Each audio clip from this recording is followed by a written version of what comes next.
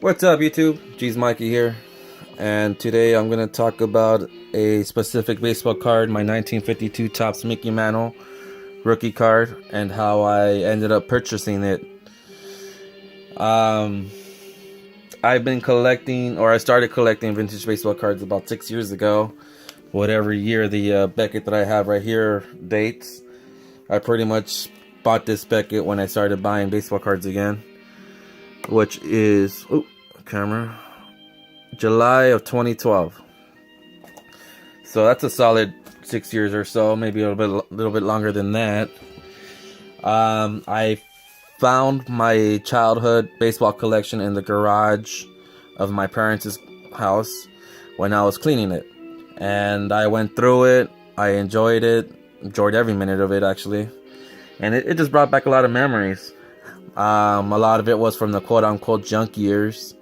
I thought that it wasn't worth anything, so I ended up selling my childhood baseball collection, and I think I got about $150 for it. You know, not bad for a 5,000 count box with a bunch of commons and a few Griffey rookies and Derek Jeter rookies. I even had some stuff in the 70s. Pete Rose, Johnny Bench, Reggie Jackson. So I had some pretty good stuff in there as a kid.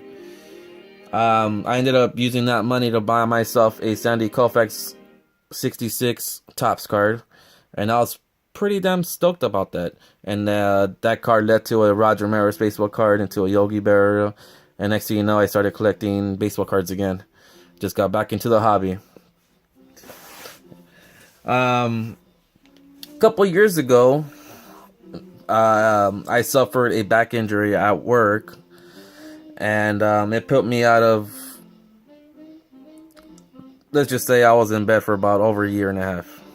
I couldn't walk. I was walking with a cane. Physical therapy all day, every day for about a year and a half. Got to the point where the workers' comp just pretty much told me to get retrained. They just wanted the case to be closed, and that was it. Doctors told me that I couldn't do the type of work that I did anymore, and that kind of scared me. I do air conditioning for a living. I really like what I do. I've been doing it for over 10 years now. And when the doctors tell you that you can't be doing the type of work that you went to school for, that you have knowledge and education from, it kind of scared me. For security reasons, I ended up selling my baseball collection.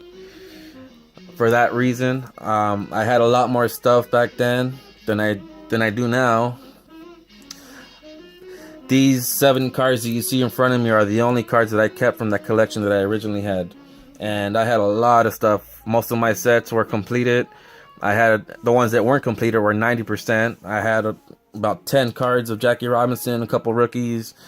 I had 5 Ty Cobbs at one time. You name it, I pretty much had it.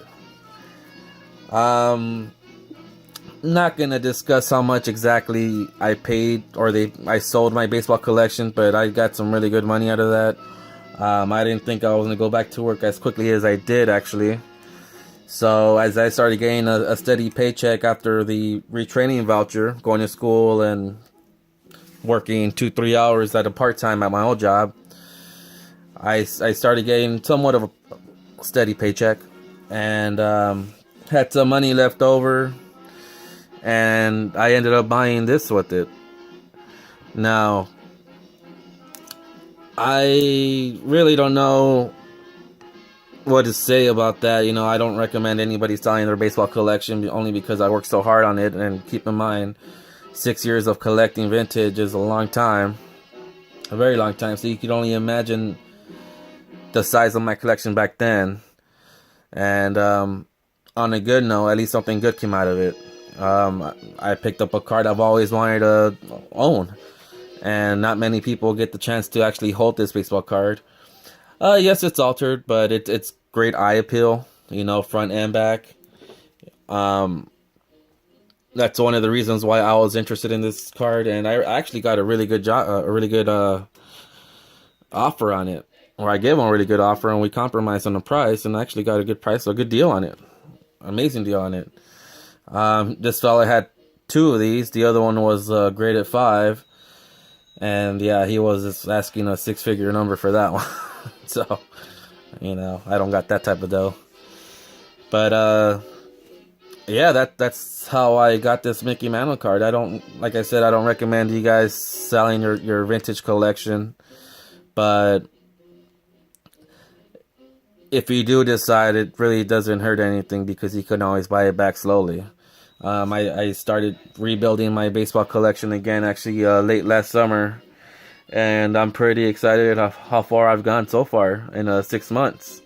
And of course, this was all before YouTube and checking out channels and discovering what you guys do. So yeah, that's pretty much my Mickey Mantle story on how I got this Topps. And some of the cards I did not let go. I'll show you guys these. Mays rookie right here. Koufax rookie right here.